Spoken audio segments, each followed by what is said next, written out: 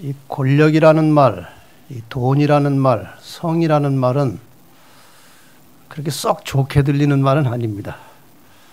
그만큼 이것이 대부분의 인간들이 가지고 있는 취약점이고 또 이것 때문에 많은 죄들이 벌어진다는 것이죠. 오늘 이 문제를 간단하게 세 가지로 나누어서 한번 공부를 해보겠습니다.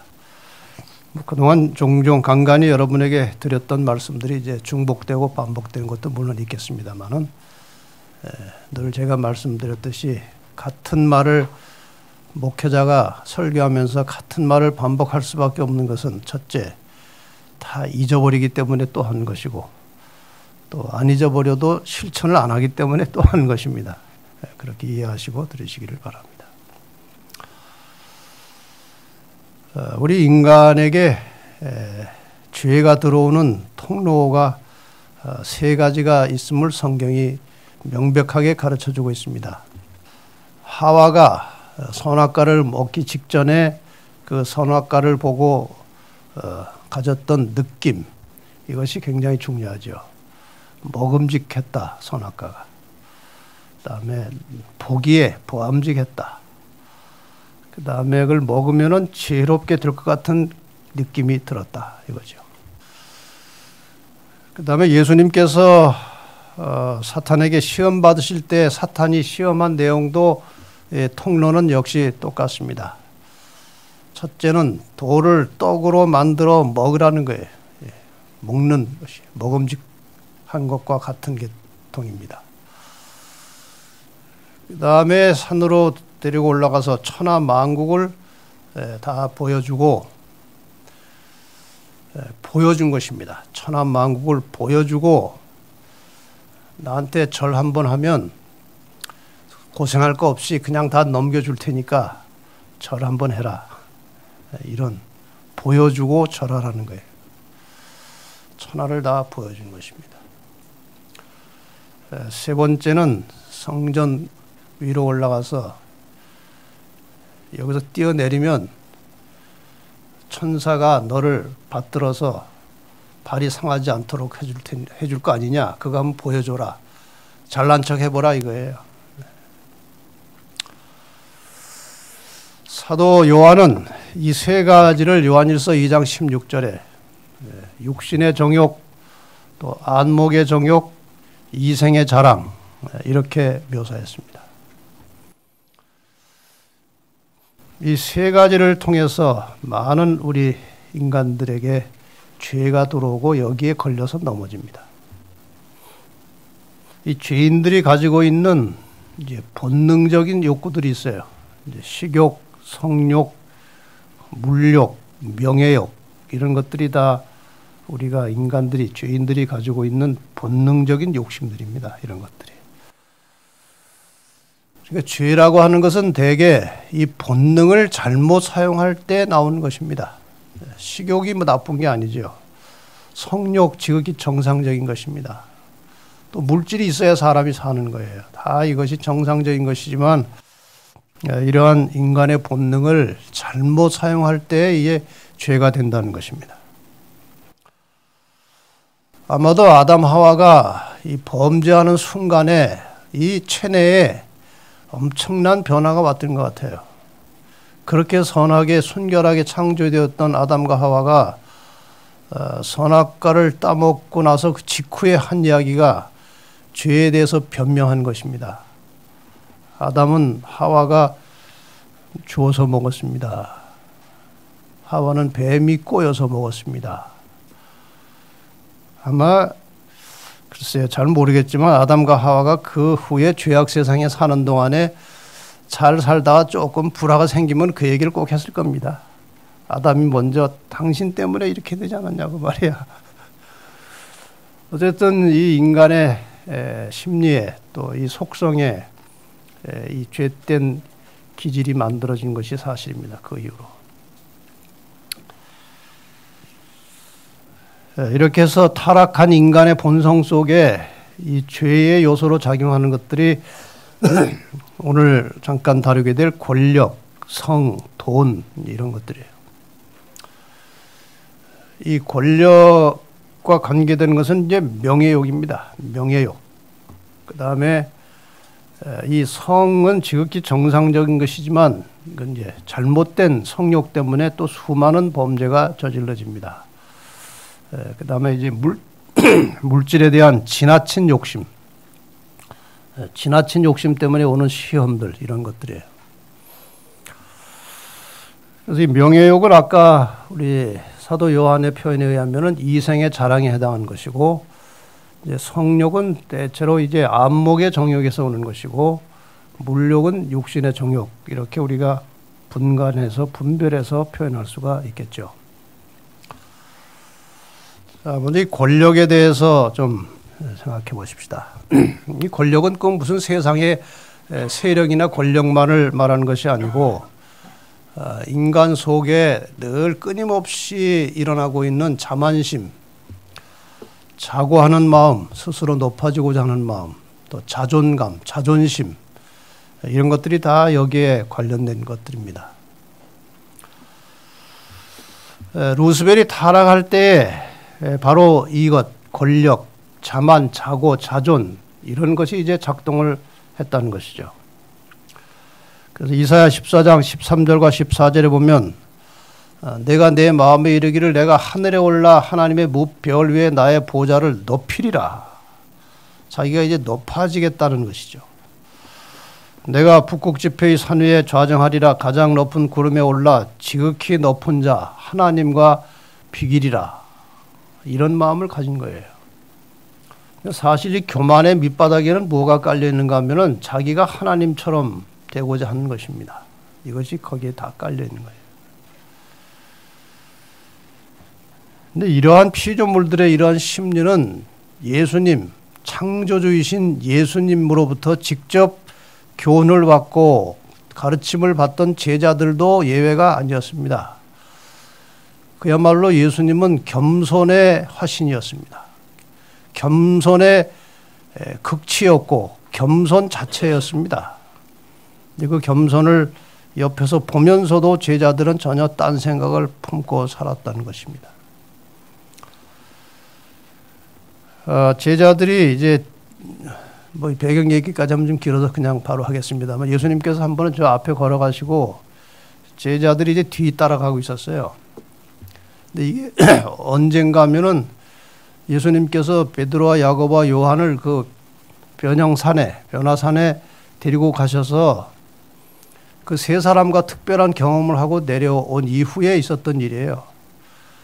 그러니까 그 세 제자가 예수님께서 별도로 이렇게 데리고 가는 것을 제자들이 보고 9명이 그 산 아래에서 굉장히 머리가 복잡했습니다. 저 셋은 도대체 뭔데 이렇게 별도의 취급을 받느냐, 뭐 이런 복잡한 생각. 그 다음에 이제 그 밑에 내려와서 뭐 이런저런 사건이 있었고, 그 다음에 이제 이동해 가는데 예수님이 저 앞에 가시고 제자들이 일부러 좀 천천히 간 것 같아요.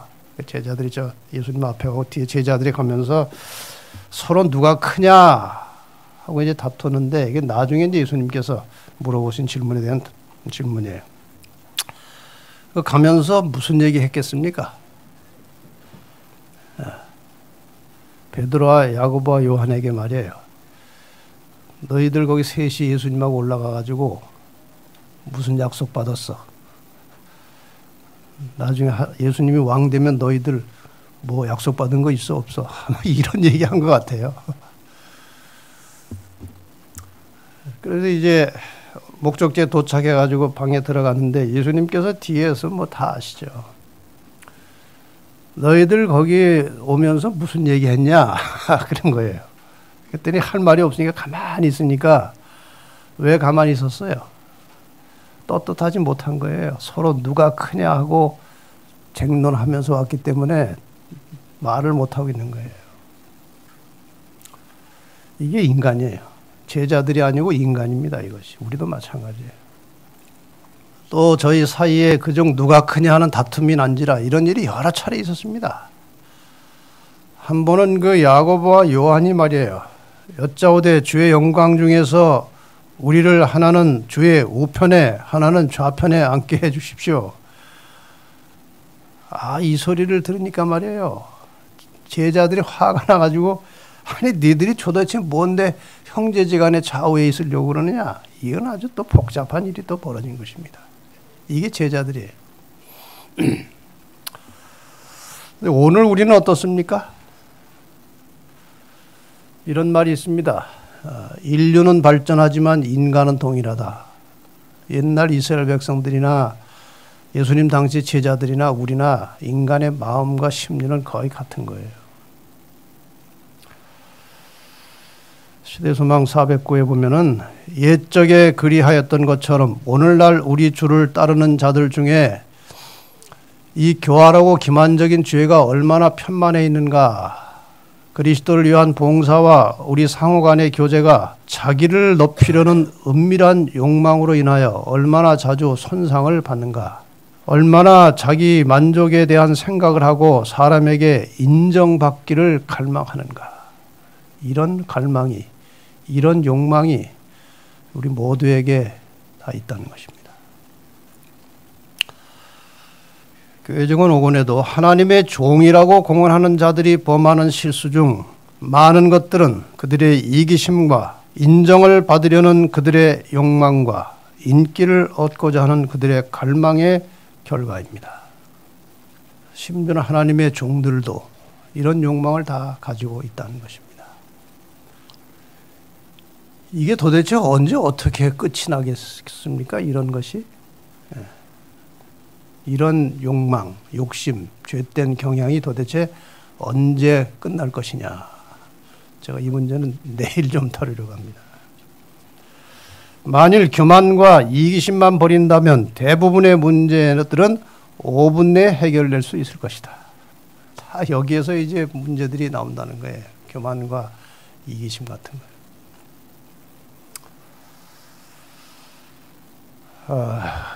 교회 안에서 이제 가끔 이제 선거철이 되면 직원 선거할 때 되면은 큰 교회는 상당히 복잡해집니다. 저도 뭐 큰 교회 좀 맡아서 있어봤는데 아주 골치가 아파요. 서로 뭐를 중요한 자리를, 영향력 있는 자리를 맡고 싶은 거예요. 특별히 이제 장로님들의 경우 수석 장로를 그렇게 하고 싶어하는 경향이 있어요. 어떤 교회에서는 그 수석 장로 한 분 하신 분인데 그 다음에 이제 다른 분이 수석 장로가 됐어요. 자기도 한 2년 했는데 근데 이제 목사가 자기를 또 다시 시키지 않았다고 해가지고 그 목회자하고 장로하고 원수처럼 돼가지고 아주 힘든 일도 있어요. 다 인간의 마음속에 그런 것들이 다 있는 거예요. 제가 아주 오래전에 지나간 일인데 지금도 생각하면은 후회가 되는 게 하나 있어요. 신학과 2학년 때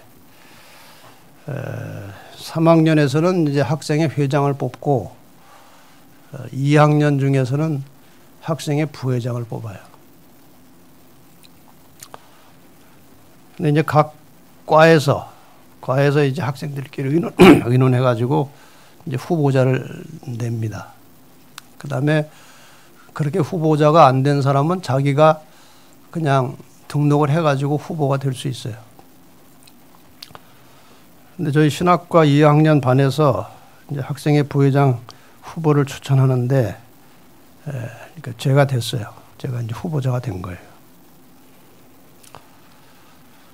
근데 다른 한 친구가 자기도 이제 후보가 되고 싶고 이제 나가려고 그러는 거예요. 그래서 어느 날 저한테 찾아와서 개인적으로 얘기를 좀 하자고 그래요. 그 이야기를 하는데 용건이 무엇인가 하면 이 부회장을 자기가 좀 나갈 테니까 이제 날 보고 좀 안 나가면 안 되겠냐, 이제 그거예요.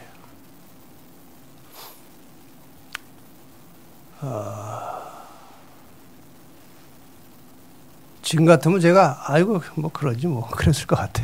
근데 이게 반에서 학급에 이 클래스에서 다 의견이 모아져서 이렇게 후보로 했는데 내가 그렇게 마음대로 그냥 안 하겠다고 그러면 안 되지 않느냐. 점잖게 그랬어요. 그래서 결국 그 친구의 요청을 내가 못 받아줬어요. 그래서 그 학년에 실학과 2학년 그 학년에 학생회 부회장 후보가 2명이 된 거예요. 한 명이 돼서 힘을 모아도 그렇게 쉽지 않은 것인데 한 반에서 2명이 나가니까 둘 다 떨어진 거예요. 제가 그때 그걸 양보를 못했을까 하고 계속 평생 후회가 되는 거예요. 그 인간의 마음이에요. 근데 예수님께서는 끊임없이 제자들에게 사람들에게 가르쳐 주신 교훈이 겸손하라는 거예요. 겸손하라는 거예요.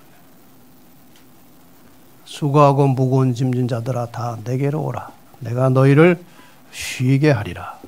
이 쉰다는 말 속에는 많은 의미가 포함되어 있습니다. 마음을 편하게 해주겠다는 말 의미도 들어있고 내가 너희를 구원하겠다는 의미도 들어있고 너희에게 내가 평강을 주겠다는 의미도 들어있고 이런 의미가 많이 들어있어요. 근데 나한테 와서 이거를 배우면 너희가 마음이 편안해지고 구원을 얻을 것이다. 근데 뭘 배우라고 그랬어요? 나는 마음이 온유하고 겸손하니 나의 멍에를 메고 내게 배우라. 뭘 배우라는 거예요? 온유와 겸손을 배우라는 거예요. 그러면 너희 마음이 쉼을 얻을 것이다. 아까 너희를 쉬게 하리라 그 말씀과 같은 말이에요. 온유하고 겸손한 사람의 마음이 쉼이 있고 구원이 있다. 그 말씀이죠.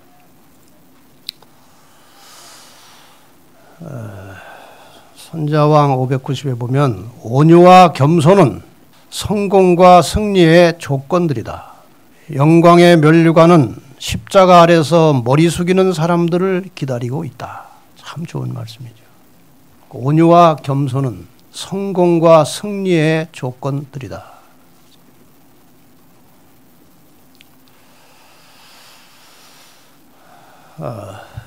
슈바이처라는 사람은 아마 세상에 모르는 사람이 별로 없을 것입니다.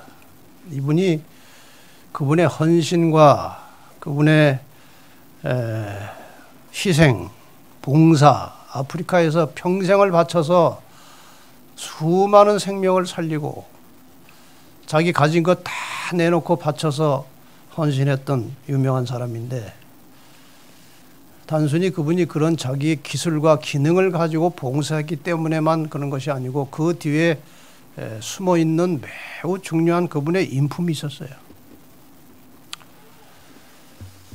이분이 한 번에 이제 자기가 가져갔던 돈, 자기 재산 다 쓰고 돈이 모자라서 이제 아프리카에서 일하다가 자기 나라로 나와서 이제 모금을 하러 이제 나왔어요. 이제 마지막 도착하는 그 고향에 도착하는 데는 이제 기차를 타고 도착하는 것입니다. 기차. 그래서 기차가 이제 도착할 즈음에 이 슈바이처 박사를 좋아하는 많은 사람들이 환영을 나간 거예요. 그래가지고 어디를 쳐다보고 이렇게 눈 빠지게 쳐다보고 기다리고 있었는가 하면은 비행기의 1등 칸 아니면 2등 칸을 이렇게 쳐다보고 기다리는데 안 나오는 거예요. 나중에 뒤에서 가방을 하나 들고 초라한 모습으로 이 슈바이처 박사가 나타난 거예요. 3등 칸 뒤에서 나타난 거예요. 그래서 사람들이 아이고 박사님 고생하셨는데 좀 좋은 칸을 타고 오시지 왜 3등 칸을 타고 오셨습니까? 그때 대답이 참 유명한 것입니다. 4등 칸이 없어가지고 3등 칸을 탔습니다. 이 슈바이처가 그렇게 위대하고 유명한 것은 그의 의술로 봉사했던 것 자체만 가지고 되는 것이 아니고 그분의 겸손한 인품 때문에 그렇게 했다는 거예요. 이게 참 중요한 거예요. 이 교정은 3권에 이 문제에 대해서 긴 문장이 나오는데 이게 정말 감동적인 문장이에요. 잘 보시면. 이기주의와 자고심과 교만에는 큰 무력함이 있지만 겸손에는 큰 힘이 있다. 진짜 파워는 겸손에서 나온다는 거예요. 우리의 진정한 위험은 우리가 자기 자신을 가장 높게 평가할 때 유지되는 것이 아니라 하나님께서 우리의 모든 생각에 내재하시고 우리의 마음이 우리의 구속주와 동료 인간에 대한 사랑으로 불타오를 때에 유지되는 것이다. 이런 사람이 정말 권위가 있고 위험이 있다는 거예요. 자만은 스스로 만족하고 자고하려고 하면 그런 마음을 가지고 있으면 불만과 불평, 끊임없는 실망을 초래하는 반면에 품성의 단순함과 마음의 겸비는 행복을 가져온다. 그리고 자기를 높이려고 하면은 그 높이 올라가는 게 끝이 없어요.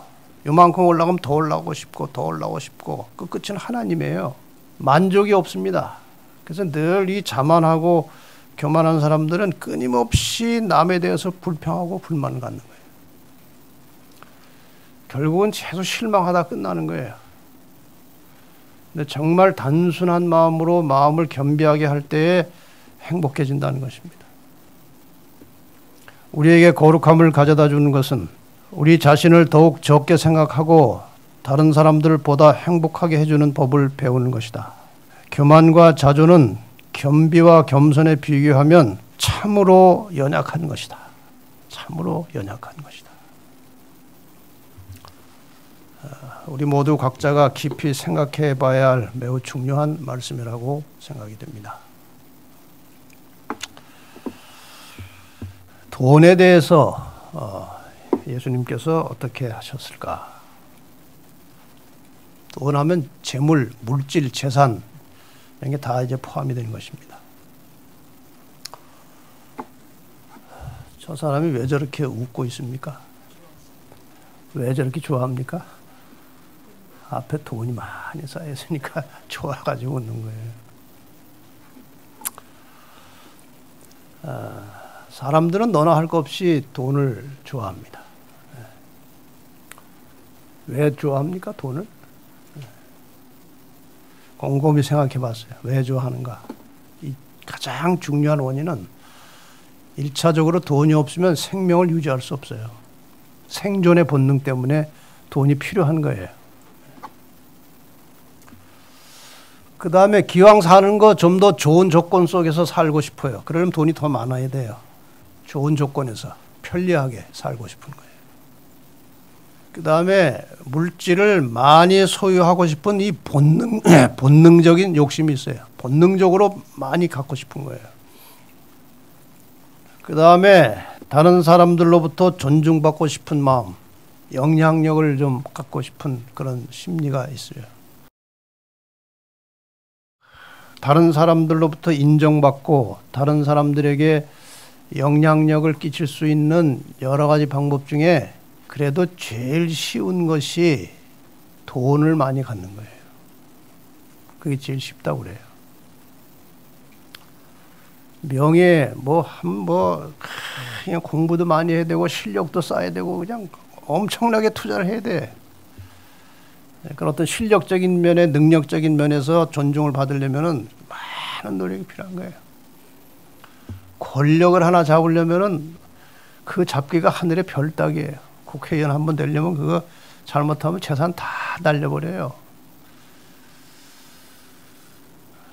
근데 돈은 사람들이 쉽게 벌 수 있나 봐요.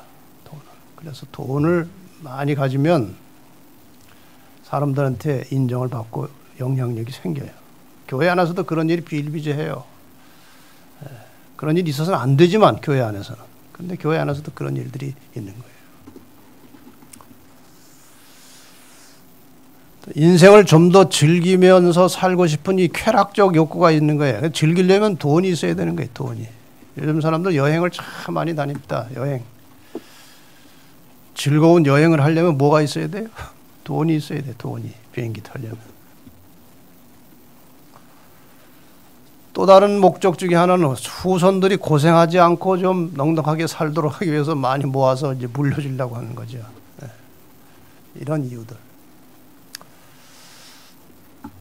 때로는 자기 만족 혹은 중독성에 돈이 더 없어도 되는데 돈 버는데 중독이 되면 계속 그냥 버는 거예요. 더 안 벌어도 되는데도 계속 버는 거예요. 이 중독성의 일종의. 이래서 이 사람들이 돈을 좋아하게 되는 겁니다. 우리가 돈이 필요합니다. 교회 사업을 할 때도 돈이 필요하죠. 돈이 있어야 돼요. 우리가 지금 뭐 선교 사업 할 때 다 돈이 있어야 돼. 여기 뭐 지금 전기 쓰는 거, 우리 뭐 이 장소 쓰는 거 전부 다 돈이에요. 돈 없으면 못 합니다. 그런데 성경은 이렇게 말합니다. 돈 자체가 악이 아니라는 것이고 돈을 사랑함이 일만하게 뿌리가 되나니 이것을 이 돈을 사모하는 자들이 미혹을 받아 믿음에서 떠나 많은 근심으로써 자기를 찔렀도다 그랬어요. 돈을 사랑하다가 돈에 집착하다가 그렇게 된 거예요. 이런 책을 혹시 보셨는지 모르겠습니다. 빠빠락이라는 책이 있어요. 제가 누구한테 이거를 소개를 받고 재미가 있어서 단숨에 다 읽었어요. 빠빠락이라는 책이. 이 빠빠락이라는 말은 그 원주민, 저 호주 쪽의 어떤 원주민들의 말로 하늘을 찢고 온 사람이라는 뜻이라고 그래요. 무슨 뜻인가 하면 그 이제 외딴 섬에 저기 바다가 이렇게 파랗게 수평선이 있는데 하늘이 깨끗하게 있고 바다가 이렇게 쫙 펼쳐져 있어요. 그 외딴 섬이라 거기를 왕래하는 사람은 아무도 없는 거예요. 근데 어쩌다 저 수평선 너머로 배가 하나 이렇게 들어오는 거예요. 배가 들어오면 이 하늘이 찢어지는 것 같은 느낌이 오는 겁니다. 수평선 있고 여기 하늘이 보이면 여기서 배가 하나 쭉 올라오면 이 하늘이 찢어지는 것 같은 그런 느낌이 있는 거예요. 원주민들에게. 그래서 빠빠락이라고 하는 것은 하늘을 찢고 온 사람이라는 뜻이고 이 하늘을 찢고 자기들 사는 지역에 와서 하나님을 가르쳐 준 사람들을 빠빠락이라고 하는 거예요.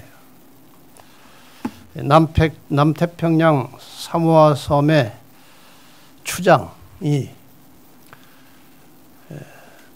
빠빠라기들이 와서 자기들에게 가르쳐준 예수를 믿고 함께 사는 사람들 다 예수 믿도록 설득을 하고 그래서 그 섬에 많은 사람들이 예수를 믿는 사람들이 된 거예요. 초보적인 교인이긴 하지만. 근데 이 사모아 섬의 추장이 누구의 초청을 받아서 그 문명세계, 자기들에게 그 예수를 가르쳐준 사람들이 살고 있는 그 문명세계에 방문을 하게 된 것입니다. 이 추장이 그 문명세계에 들어가서 소위 먼저 예수를 깨달은 사람들의 살아가는 모습을 보고 경험하고 돌아와서 자기가 함께 살고 있는 그 주민들에게 교훈하고 권고한 이야기를 모아놓은 책이 이 빠빠라기 책이에요. 그중에 이런 내용이 나옵니다. 우리들 섬의 아들들이 별이나 불을 섬기던 무렵에도 옛날에 우리가 잘 몰라가지고 이렇게 미신을 섬기던 그런 무렵에도 지금의 빠빠라기보다 인품이 비루하지는 않았다. 우리들이 초라한 마음으로 어둠 속에 웅크리고 있었던 것은 단지 빛을 알지 못했기 때문이었다. 하지만 빠빠라기는 빛을 알고 있으면서도 어둠 속에서 살고 마음은 비루하다. 가장 나쁜 것은 그들이 스스로 하나님의 아들 행세를 하고 그리스도를 믿는 자라고 내세운다는 점이다. 자기들 이제 다 초신자들인데 이 초신자의 순수한 마음으로 자기들에게 예수를 믿도록 가르쳐준 그들 세계에 들어가서 실세를 보니까 자기들이 이전에 하나님을 알지 못해서 별을 섬기고 달을 섬기던 그때 자기들의 상태보다 더 비루하다는 거예요. 더 악하더라는 거예요. 이 사람들이 정말 나쁜 이유는 이 빛을, 진리를 알고 있으면서도 그 속에 빛 속에 살지 않고 어둠 속에서 살고 있다고 하는 거예요. 그리고 하나님의 아들인 채 행세한다는 거예요. 빳바라기는 그리스도도 하나님도 사랑도 단지 말로만 입에 담을 뿐이다. 혀를 놀려서 시끄러운 소리를 낼 뿐이다. 그들의 마음과 사랑은 하나님께 있지 않고 단지 여러 가지 물건에 또는 둥근 쇠붙이에 동전이죠. 묵직한 종이 지폐에 또 쾌락의 생각이나 여러 가지 기계에 가서 달라붙어 있다. 그 마음이나 생각이 하나님께 있지 않다는 거예요. 말로는 하나님을 믿고 있지만 그것들 앞에 그들은 무릎을 꿇고 있다. 그들의 마음에 빛은 없다. 속임수 생활이 있는 장소, 극장을 말하는 거예요. 10번이라도 가고 싶어 하면서 하나님은 겨우 한 번 찾을까 말까다. 이것이 먼저 예수를 믿고 진리는 가지고 있지만 진리대로 살지 않는 인간들의 모습을 이 순수한 원주민 추장의 시각으로 그게 느껴진 거예요. 사랑하는 형제들이여, 이제 자기 원주민들에게 하는 말이에요. 하나님 외에 다른 것을 섬기고 받들고 사랑하고 가슴속에 품는 것은 우상숭배라고 했다. 그렇다면 빳바라기는 지금 옛날에 우리들이 갖고 있었던 것보다도 훨씬 많은 우상을 섬기고 있다. 빳바라기가 가슴속에 품고 있는 최고의 사랑은 하나님이 아니다. 그렇기 때문에 그들은 하나님의 의지에 의해서가 아니라 아이투, 악령의 의지로 움직인다. 그가 하나님을 믿는다고 그들이 공언하지만 실제 그들의 마음이나 그들의 삶은 하나님에 의해서 움직이지 않고 악령에 의해서 움직이고 있다. 이 순수한 원주민의 추장의 눈에 그게 다 들어온 거예요. 그들은 하나님의 말씀을 우리에게 날라다 주었다. 하지만 그들 자신은 하나님의 말씀도 가르침도 이해하고 있지 않다. 입과 머리로만 알고 있을 뿐 몸으로는 알고 있지 않다. 빛은 그들의 마음속 깊은 곳까지 스며들지 않았다. 그러니 그들의 행동에 빛이 반영될 리도 없다. 어디를 가든지 진정한 마음에서 빛이 우러나오는 법도 없다. 이 빛은 다른 말로 하면 사랑이다. 말과 행동이 이렇게 따로 노는데도 그들은 이제 그런 줄조차 모른다. 이게 오늘 그리스도를 믿고 산다고 하는 사람들의 모습이에요. 순수한 마음으로 바라본 그 원주민 추장의 눈에 그렇게 비친 거예요.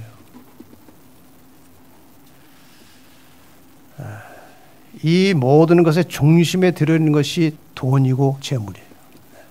거기에 사람들이 묶여 있다는 거예요. 바로 이러한 문제와 관련해서 마태는 그 19장에 이 재물에 관련된 문제를 다루고 있는 것입니다. 부자 청년이 예수님을 찾아갔습니다. 선생님이시여, 내가 무슨 선한 일을 해야 영생을 얻을 수 있겠습니까? 내가 생명에 들어가려면 계명들을 지켜라. 계명들을 지켜라. 그 계명 제가 어릴 때부터 다 지켰습니다. 거짓말 했을까요? 안 지켜놓고 지켰다고 했을까요? 그런 것 같지는 않아요. 이 청년은 나름대로 꽤 건실한 사람이었습니다. 부모로부터 받은 교훈과 계명들을 나름대로 지켰는데 그 당시 가지고 있던 사람들의 관례상 지켰다는 거예요. 살인 안 했고 간음 안 했고 도둑질 안 했고 안식일 그들이 만들어 놓은 조문 따라서 잘 지켰고 이렇게 했다는 거예요. 거짓말은 아니에요. 네, 이 청년은 하나님의 계명의 본질이 무엇인지 모르고 문자에 얽매여 있었기 때문에 예수님께서 계명의 본질을 가르쳐 주셨는데 여기에 물질이 들어있는 거예요. 내가 온전하고자 할진대 가서 내 소유를 팔아 가난한 자들을 주라. 그리하면 하늘에서 보화가 내게 있으리라. 이건 굉장히 중요한 요청 아닙니까? 예수님이 하나님이 직접 말씀하신 거예요. 내가 영생을 얻으려고 나를 찾아왔는데 너는 지금 내가 보니까 부족해. 내가 정말 계명을 지키고 있다고 생각하고 또 영생에 들어가려면 내 소유를, 내 돈을 다 드러내서 가난한 자들에게 주라고 그랬어요. 이게 얼만큼 중요했습니까? 영생을 좌우할 만큼 중요했어요.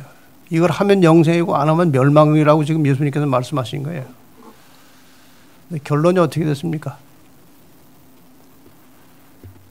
영생을 얻으려고 왔다가 돈을 내놓으라고 하니까, 포기하라고 하니까 돈을 포기했어요? 영생을 포기했어요? 영생을 포기한 거예요. 그 청년이 재물이 많음으로 이 말씀을 듣고 근심하며 가니라. 이 청년은 특별한 사람이 아니고 평범한 사람이에요. 그러니까 우리도 얼마든지 이렇게 할 수 있다는 것입니다. 우리도. 그래서 이 성경은 예수님께서 인간이 재물을 어떻게 관리해야 될지에 대해서 이렇게 가르쳐 주십니다. 안식일 전에 제가 잠깐 드렸던 말씀인데요. 오직 너희를 위하여 보물을 하늘에 쌓아두라 그랬어요. 이 재물에 관한 예수님의 매우 중요한 교훈이에요. 너희를 위해서 보물을, 재물을 하늘에 쌓아두라. 혹시 이 보물이 뭔지 제가 지난 2주 전에 말씀드렸는데 기억하십니까? 감사합니다. 다 잊어버려 주셔서. 가장 중요한 인간이 생각하는 보물은 생명이에요. 생명. 시간이에요. 생명. 그 다음에 재물이에요. 이것을 사람들은 보물처럼 아끼고 보물처럼 귀중하게 생각하는 것입니다. 생명과 재물이에요. 내 보물이 있는 그곳에는 내 마음도 있느니라. 그러니까 내가 내 생명과 재물에 대해서 집착하고 있으면 내 마음이 거기다 가 있다는 거예요. 몸이 아픈 사람들을 보면요. 모든 관심이 그 몸에 쏠려 있어요. 이거 어떻게 해서 나을까? 여기에 다 쏠려 있어요. 보물 있는 곳에 내 마음도 있다. 자, 이 보물이 무엇인가? 어떻게 해서 하늘의 보물을 쌓는 것인가? 대한 구체적인 설명이 청지기에 보내는 권면에 나와 있습니다. 그들의 재물을 영혼 구원을 돕기 위해서 하나님의 사업에 투자함으로 또는 궁핍한 자를 구제함으로 말미암아 그들은 선한 사업에 부하게 된다. 이것이 장래에 자기를 위하여 좋은 터를 쌓아 참된 생명을 취하는 것이다. 이것이 안전한 투자임이 밝혀질 것이다. 돈을 지혜롭게 쓰라는 거예요. 지혜롭게. 예수님께서 보물을 하늘에 쌓아두라는 말의 의미는 이 땅에서 재물을 쓸 때에 이 두 가지에 쓰라는 거예요.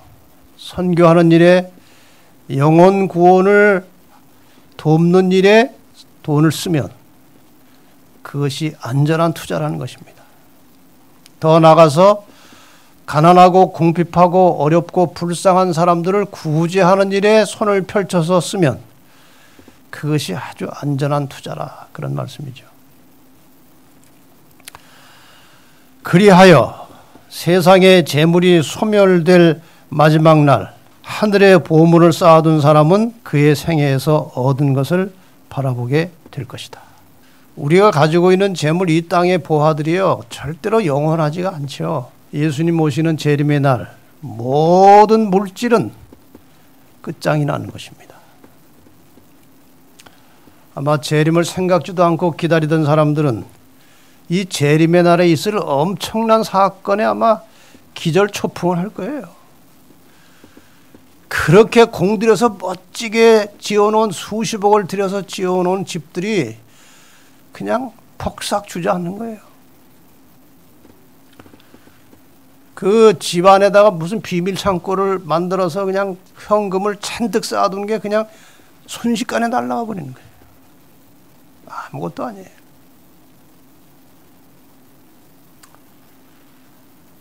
하늘에서 발견되는 두 가지 보물에 대해서 이렇게 결론을 지어놨습니다. 이웃에 대한 희생과 겸손으로 내 것을 끊임없이 베풀고 나누어준 삶을 통해서, 그런 희생적인 삶을 통해서, 남을 섬기는 겸손한 삶을 통해서 변화된 나의 품성이 보물이라고 그랬어요. 그게 보물이에요. 아무도 뺏어갈 수 없는 보물이에요. 나의 헌신과 수고와 희생, 그리고 성령의 도움으로 구원받은 사람들이 보물이에요. 여러분이 직접 사람을 구원하지 못했다 할지라도 여러분이 영혼 구원 사업에, 선교 사업에 헌신하고 투자하고 하나님께 재물을 바칠 때 그 바쳐진 재물과 헌신하는 그러한 물질을 통해서 선교하여 그것이 영혼을 구원했다면 거기에도 상급이 있는 것입니다. 여러분이 변화 잡지에 헌납해서 많은 사람들이 무료로 그것을 본 사람들 중에 나중에 그것을 통해서 진리를 깨닫고 구원받은 사람이 있다면 그것이 여러분의 투자로 얻은 영혼들이에요. 제가 몇 달 전에 한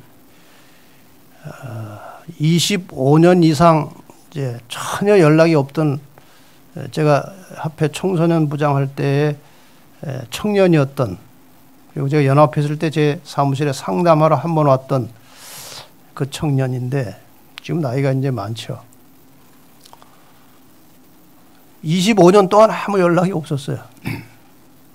근데 연락이 왔어요. 목사님, 자기가 지금 돈이 좀 생겨서 이것을 선교하는 데 쓰려고 하는데 뭐 작지만 제가 그 목사님 하시는 그 선교 사업에 좀 보내고 싶습니다. 통장 번호를 가르쳐 주십시오. 그래서 500만 원을 보내왔어요. 그리고 매달 20만 원씩 제가 보내겠습니다. 어떻게 그런 마음을 가졌는지 몰라요. 25년 이상 아무 연락이 없던 사람이에요. 그리고 한 달 전에 또 연락이 왔어요. 그건 이제 문자로 왔어요. 축산협동조합에서 그 수의사 하는 사람이에요. 목사님, 우리 회사가 이제 잘 돼가지고 돈이 좀 남아가지고 보너스를 주는데 자기는 이렇게 별정직이라 보너스 살 대상인 아닌데 200만 원 보너스를 받았어요. 이건 하나님이 더 물어주신 거니까 제가 또 보내겠습니다. 또 보내왔어요. 불과 얼마 사이에. 3, 4일 전에 또 문자가 왔어요.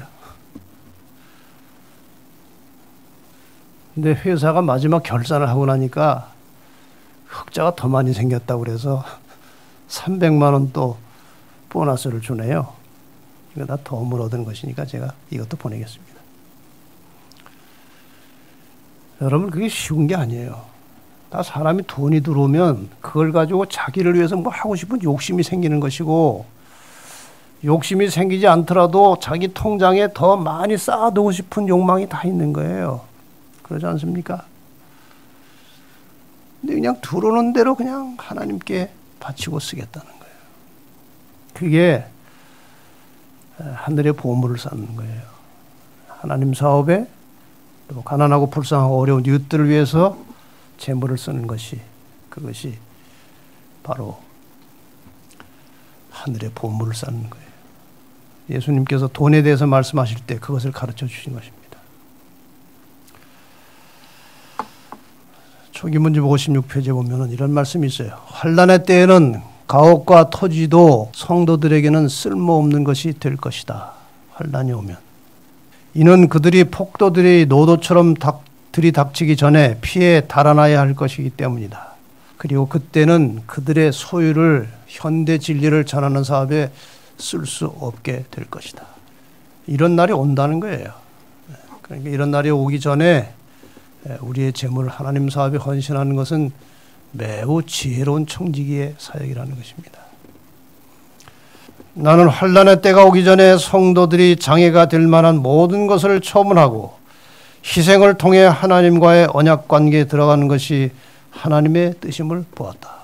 그럼 도대체 언제 어떻게 내가 또 주님 오시는 날까지 먹고 살아야 되는데 언제 어떻게 하나님의 사업에 헌신할 것인가에 대해서 이런 말씀이 있어요. 교훈이. 만일 그들의 재산을 제단 위에 올려놓고 어떻게 처리해야 될지를 하나님께 열심히 구한다면 그분께서 그들에게 처리할 때를 가르쳐 주실 것이다. 그리하여 그들은 환난의 때에 자유로울 것이며 그들을 무겁게 내리누르는 장애물을 갖지 않게 될 것이다. 바로 이러한 재물 때문에, 이 재물에 대한 애착 때문에 받은 구원을 놓친 대표적인 사람이 롯의 아내예요. 그렇지 않습니까? 재물이 잔뜩 있는데 살려면 나가라는 거예요. 빨리 도망가라는 거예요. 산으로 도망가라는 거예요. 근데 이 쌓아놓은 게 너무나 아까운 거예요. 뒤를 돌아보지 말고 가라고 그랬어요. 근데 구원을 받아서 도망을 가긴 가는데 이게 생각이 나가지고 말이에요. 뒤를 돌아보지 말라는 말이 생각은 나는데 그거보다 더 뭐가 강한 거예요. 그 재물에 대한 애착이 더 강한 거예요. 그 뒤를 돌아보다가 소금 기둥이 되어버리는 거예요. 아마 이 마지막 시대에 구원을 받고 하늘로 가던 사람 중에 많은 사람들이 이 재물에 대한 집착과 애착 때문에 롯의 처의 운명에 같은 운명에 처할 사람들이 많이 있을 것입니다. 그래서 마지막 때 롯의 처를 생각하라고 한 말씀이 바로 그런 의미예요.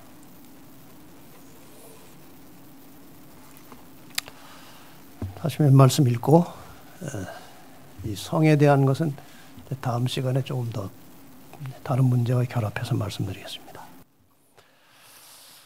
그리스도의 은혜를 통하여 사람의 마음속에 하늘을 향해 가고자 하는 욕망을 불러일으키는 모든 언행, 이것은 전도하는 것이죠. 곧 그리스도와 같은 품성의 형성에 이바지하는 모든 노력, 이것은 가진 것을 이웃들에게 나누어줌으로 이기심을 버리고 이타심을 가지고 사람을 섬기고 베풀고 돕는 것입니다. 이런 노력은 하늘의 보물을 쌓고 있는 것이다. 분명하지 않습니까? 하늘의 보물을 쌓는 것이 무엇인지. 하나님의 형상대로 형성된 품성은 우리가 이 세상에서 내세로 가져갈 수 있는 유일한 보물이다. 여러분, 주님 오실 때에 아무것도 가져갈 것이 없습니다. 땅도, 집도, 돈도, 물건도 아무것도 가져갈 것이 없어요. 이 현세에서 살면서 하나님께서 준 지혜를 따라서 이 돈을, 물질을 끊임없이 선한 사업에 쓰던 사람들이 그러한 삶을 통해서 이타적이고 겸손하고 복음을 전하는 일에 헌신한 품성으로 변화되었을 때 그것을 가지고 하늘에 갈 수 있다는 것입니다.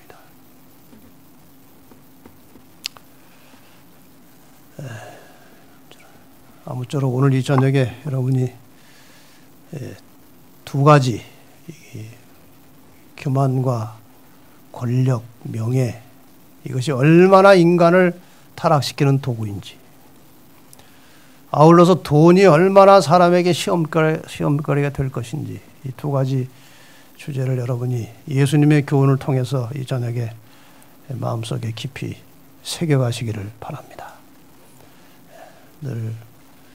늘 예수님처럼 자기를 낮추고 겸비한 심령으로 또 하나님께서 주신 모든 것을 보물을 자기를 위해서 쓰지 말고 하나님의 사업을 위해서 가난하고 어려운 이웃들을 위해서 사용하는 지혜로운 청지기들이 되셔서 하나님 말씀에 잘 순종하고 사시다가 마지막 주님이 오시는 그날에 오 주여 어서 오시옵소서.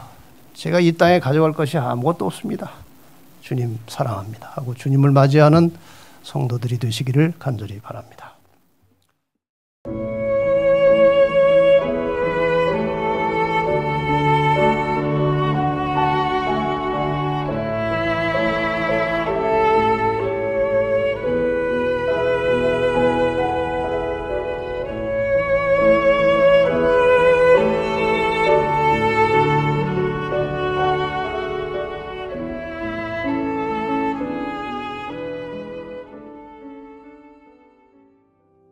채널7은 진실하고 정직한 마음으로 성경의 진리를 찾고 있는 소수의 기독교인들을 위한 유튜브 방송입니다. 많이 청취하시고 주변의 기독교인들과 공유하여 주시면 감사하겠습니다.